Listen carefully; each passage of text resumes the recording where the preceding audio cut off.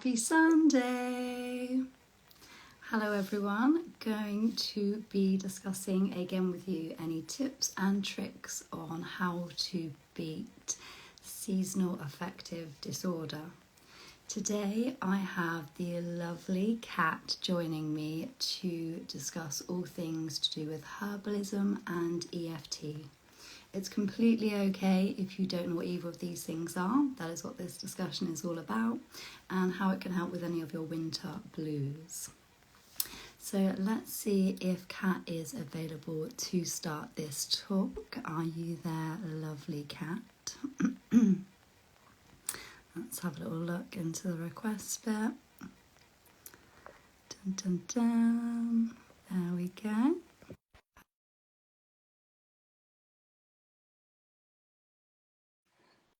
Accepting that one in. Always takes a couple of clicks, I don't know why. Hello. There we go. Hello, good morning, Kat. I cannot see you, is that Pardon? Oh, I don't know. No, I can see you. I've got double screen. Your voice then. Oh, your microphone's a little bit crackly today as well, by the way. I don't actually have a microphone here with me. I just have my earphone there without my phone. Yeah, that's really crackly and breaking up. I can't quite hear you. Is it better to have it off of the How about now? Is it headphones actually better? Oh, is it? Okay, that's much weird. louder, Those thank headphones you. don't have. Yeah, sorry. Yeah, that's okay. I can hear quite well. There we go. Good morning. Good morning, I'm Kat. okay, How thank are you. A little bit sleepy, so it's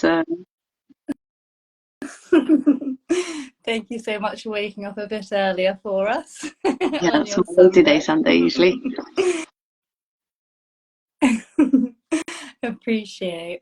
So, as everyone knows, we are doing a chat today about herbalism and EFT. So, would you like to introduce yourself and what you offer? Just so people are aware of who you are. Hi everyone, my name is Kat and I am an EFT and matrix reimprinting practitioner, yoga teacher, herbalist, artist, and amongst many other things. Although I'm currently really trying to become a lot more focused on my EFT practice. And herbalism is more of a really just like a hobby, personal hobby, and then also personal medicine is not something that I normally share that much about, but there's a certain herb that we've discussed previously that I think be really good for some people to become aware of. Absolutely. Fantastic. Yeah, your lovely list has grown massively over the years that I've known you.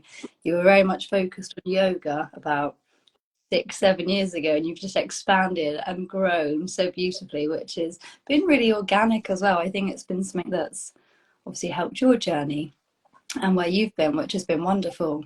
So would you like to explain a little bit about EFT, because that's something that I work with you, and that's really helped me uncover all sorts of things that I need to heal, love, and nurture. So yeah. So EFT stands for Emotional Freedom Techniques, and it's a really powerful self-healing tool that's a combination of few things. So it's based mostly on an ancient Chinese medicine, the same principles on which acupuncture is based on. So the idea that in our bodies we have an energy channels that run symmetrically in our bodies, and then if you have an energy stuck in them, you can experience distressing symptoms. It can be physical and emotional symptoms. And then with EFT, rather than using needles for this block energy, we use tapping. So we use our fingertips to tap on a set of points. There's quite a few different sets, but we usually use a set of 9 points, and it's combined together with modern psychology, particularly behavioral therapy and exposure therapy, and also combined together with the science of neuroplasticity, which is our brain's ability to change itself. And it's still you could say it's still fairly new technique. It's only been about for about 25 years, but it's rapidly growing. There's lots of research. There's been over 200 peer-reviewed studies on EFT in all sorts of areas, but the main ones that they've been focusing on is PTSD, post-traumatic stress disorder, anxiety, weight loss. Those are kind of the main subjects that they've been testing, and then also stress levels, and this is all very, very promising. And the most kind of common slogan for EFT says try it on everything, which literally means that like you can use EFT for any sort of issue that you have, whether it's addiction, it's grieving, it's trauma, phobias, relationship issues, and body issues, weight issues. Like I could go on forever, but like literally you can try to use EFT on most things. But yeah, I think I could stop myself here because I could really go on. In a nutshell, that was excellent. Thank you. What I particularly quite love about EFT is, even though yes, it's a therapy, that obviously we work within a session, it's also something that you get to do for yourself when you're not also with the practitioner. So as it's a little bit more physical with the tapping and the affirmations and things, it is something that obviously we can introduce to our, well, I guess even daily lives. We can really like work that into our practice, which is really beautiful. So yeah, it's definitely been a really big help for me, and I just wanted you to explain what it was, because you're right, it is still kind of new and people are ish aware of what it is, but it's just nice to break it down for people. So thank you for that. When we were talking the other day in one of our sessions, and I had mentioned about seasonal affective disorder, you got excited about telling me about a certain herb that has helped within your life. Can you explain? Yes, we were talking about St. John's Wort, which you already know that I'm very passionate about, because I also use it as an oil, and I bring it every time when I have massage with you. And I've gifted you some, and I know that you really love it. And so now we spoke about introducing St. John's Wort to you, like reintroducing in another form, and then so we're talking about tincture, and unfortunately it's an amber bottle, so you cannot really see that in the video, but this tincture is bright red color, and St. John's Wort flowers are bright yellow, yet when you press them between your fingers, like that, it's just blood, deep red color that comes out of it. And in like folklore and kind of like a mystical, magical approach to plant kingdom, it says that this is the magic of the sun that is like hidden in the hypericum. That's what this redness comes from. So that's I kind of like to focus on this. Obviously there's a lot of scientific research that speaks for it as well, but I just love this idea that in that bottle I have like a little bit of sun, that's just been harvested in the peak of the summer. And there is also a lot of scientific research confirming the ability of St. John's Wort to lift your mood and supporting you in depression. However, if you will consider going down this path of exploring that plant medicine, it's really important to check the contraindications. Is that right? Did I say that right?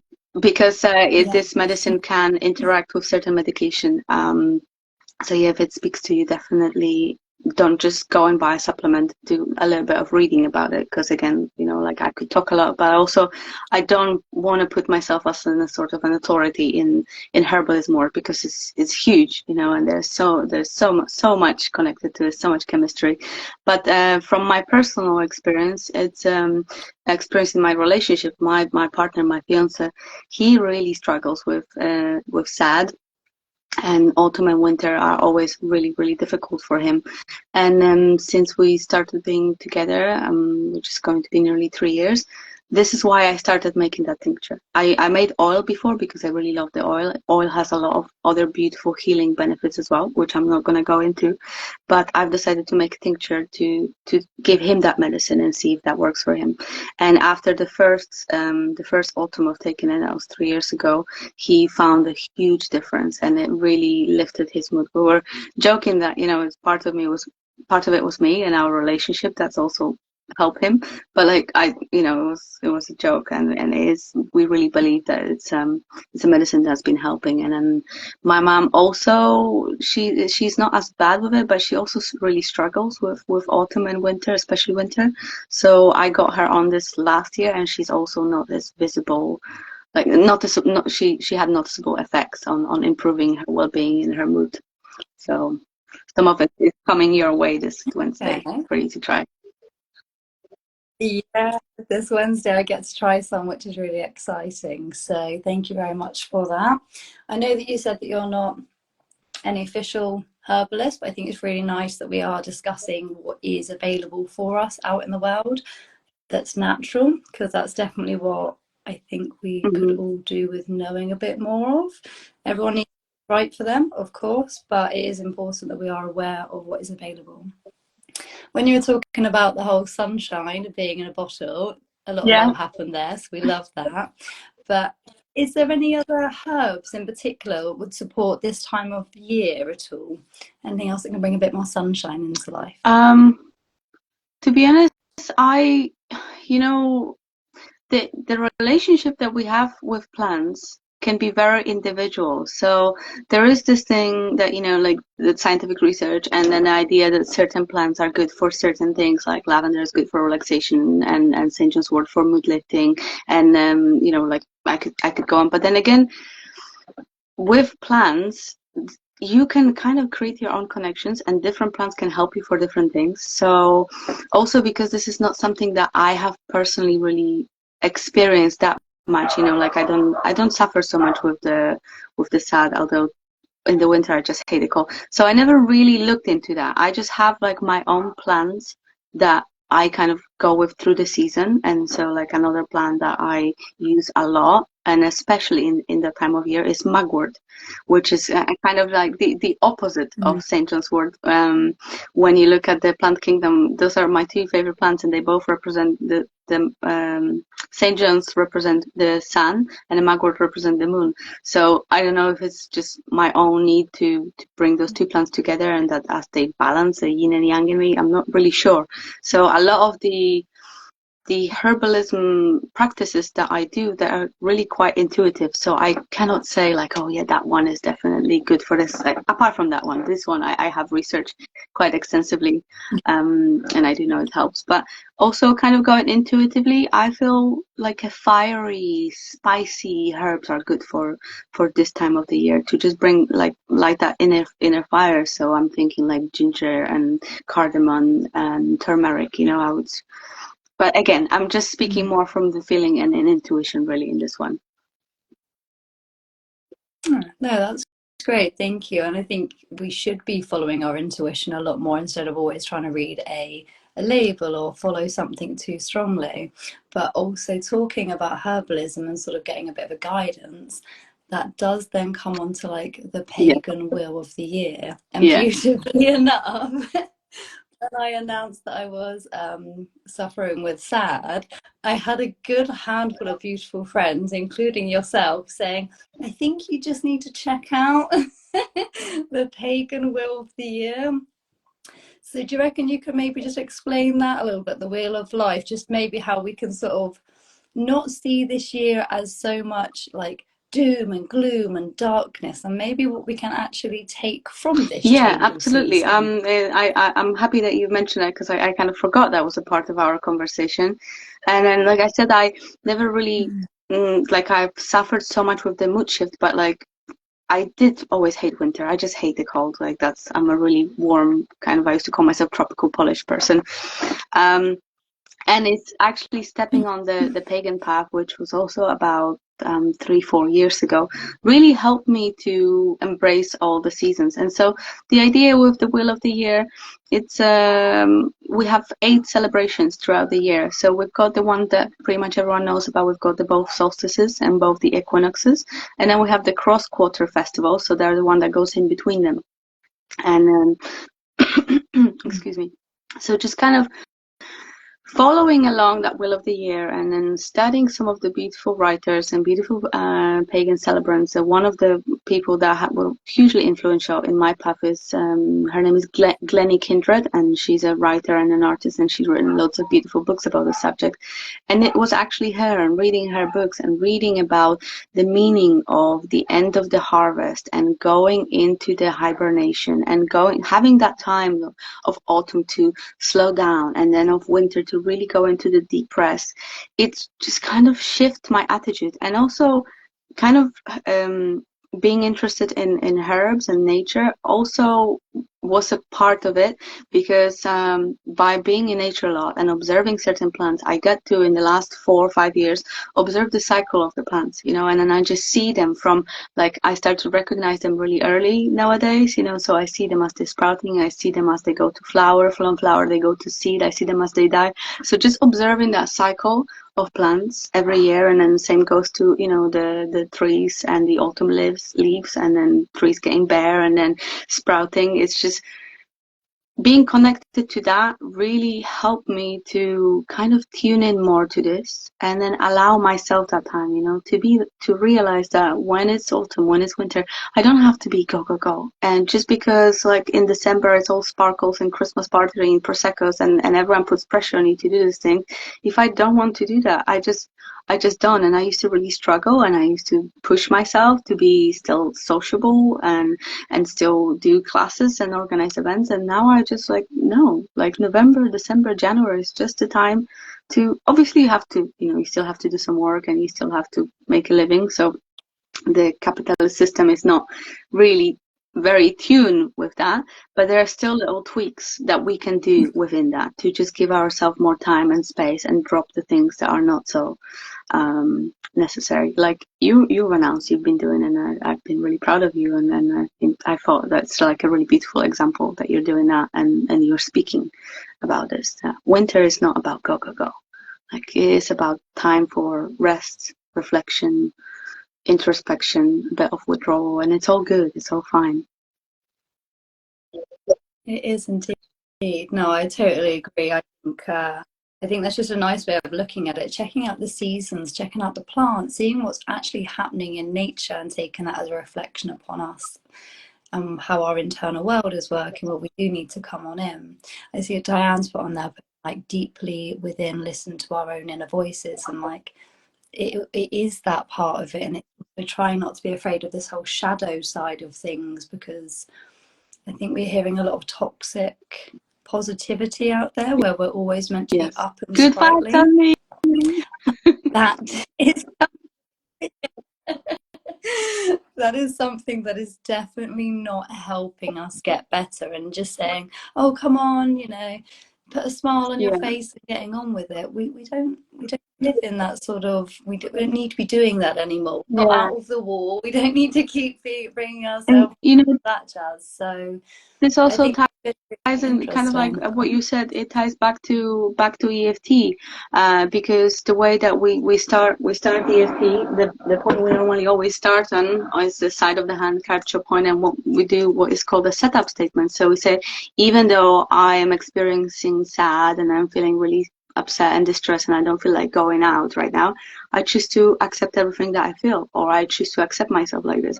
So it's actually about acknowledging those emotions and those difficult times that you have. Like, you don't have to hide this, you don't have to suppress this. Like, it's okay to acknowledge this, and actually when you put the kind of a light of your consciousness of what you're experiencing, and then in this particular technique through the tapping, you get to witness it, and that's how you get to clear it, by actually giving it some time and sitting with it. And just because you're sitting with it, you know, you're sitting with the sadness or the upset, it doesn't mean you have to unpack here and live here forever.